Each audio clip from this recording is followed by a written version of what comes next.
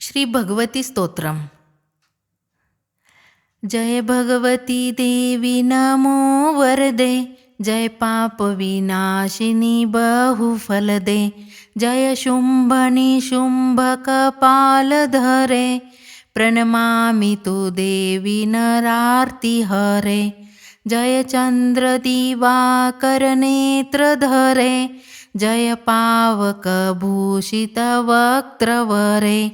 जय भैरव देह नीलीन परे, जय अंधक दैत्य विशोष करे।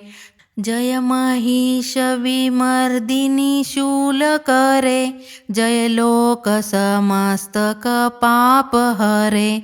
जय देवी पितामह विष्णुनुते, जय भास्कर शक्र शिरावनते। जय षण्मुख सायुध ईशनुते, जय सागर गामिनी शंभुनुते।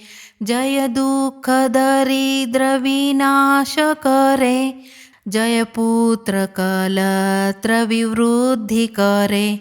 जय देवी समस्त शरीर धरे, जय नाक विदर्शिनी दुख हरे।